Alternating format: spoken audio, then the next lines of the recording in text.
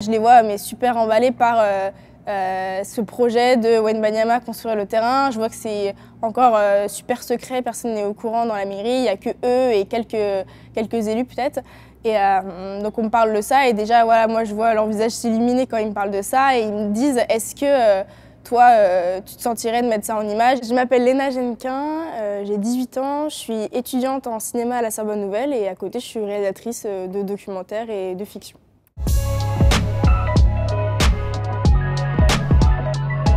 C'est un projet qui a duré quelques mois, de novembre à janvier, où en fait Wembanyama, qui vient d'ici, du Chesnay, a contacté la mairie et a décidé avec la Fondation des Spurs de financer 2 terrains de basket, donc un 5-5 et un 3-3, ici juste à côté du gymnase. Moi, on m'a contacté pour me parler voilà, de ce projet et de cet enfant de la ville, Wembanyama, qui décide de construire quelque chose au Chesnay, et on m'a demandé si je trouvais que ça serait pertinent et intéressant de le mettre en image et de raconter cette histoire et de un petit peu justifier quelles étaient les raisons de Wembanyama, de pourquoi revenir au Chesnay et pourquoi pas construire un terrain à Paris ou aux États-Unis.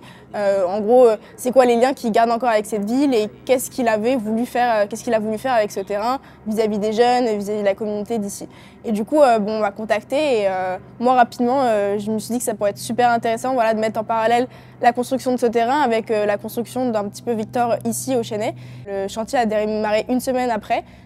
Donc ça a commencé par, on a commencé par enlever le hangar. Du coup, moi, je me suis préparée, j'ai écrit un petit peu les grands enjeux et les grands thèmes du documentaire.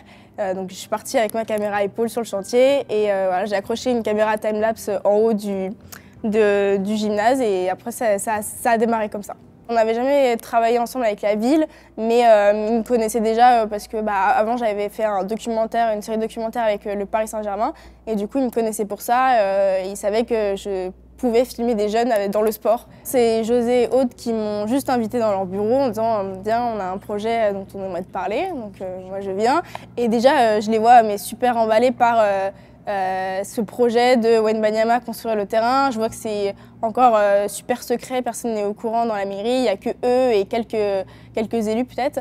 Donc on me parle de ça et déjà voilà, moi je vois leur visage s'illuminer quand ils me parlent de ça et ils me disent est-ce que toi tu te sentirais de mettre ça en image, est-ce que tu te sentirais voilà, que c'est pertinent et comment lier par exemple l'histoire de Victor avec le chantier du playground. Le projet, ouais, forcément, ça m'a paru intéressant. Surtout qu'on m'a laissé quand même de la place pour proposer mes idées, pour choisir l'axe, etc.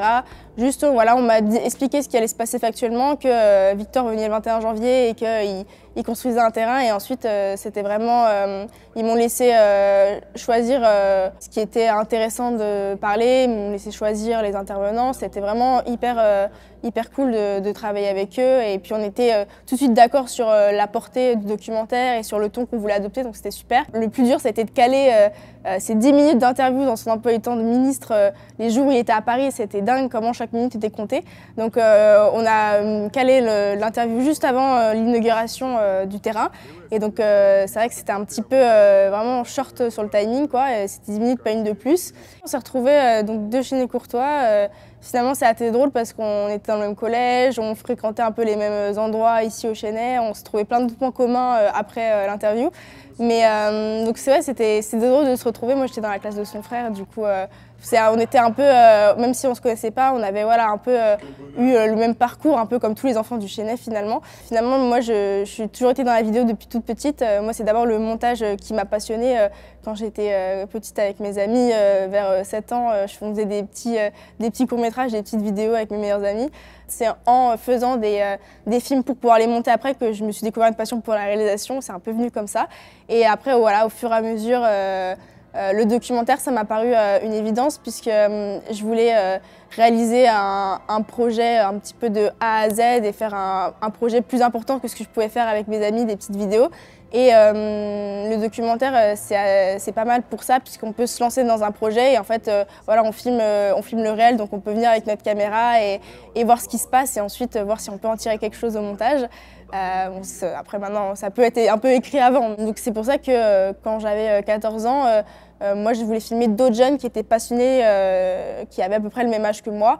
Et donc, moi, comme je suis plus passionnée par les arts, la culture, on va dire, je me suis dit que d'aller vers le sport, ça pourrait être super intéressant et qu'en plus, c'était parlant, quoi. À l'image, tu vois quelqu'un qui se déchaîne sur un terrain de foot, tu le sens assez fortement via l'image, quoi.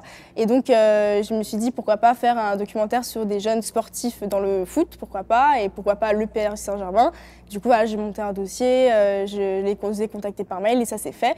J'étais au lycée Hoche à Versailles et en fait, c'était vraiment merci Internet, hein, merci les tutos YouTube, parce que on trouve tout maintenant. J'ai l'impression qu'on peut se former à beaucoup de métiers via Internet et sans mettre les pieds dans une école pratiquement. Et donc c'est un peu ce que j'ai fait. Quand j'ai eu ma première caméra, je me suis formée avec tous les tutos sur Internet, la lumière, le montage c'était pareil, ça a toujours été comme ça. Après maintenant que je suis maintenant en licence, les études m'apportent vraiment un gros complément, même au point de vue de la théorie que j'avais pas du tout, l'histoire du cinéma, l'analyse, etc. C'est des choses que j'avais beaucoup moins et que je faisais un petit peu instinctivement. Maintenant c'est bien de mettre des concepts et des théories dessus.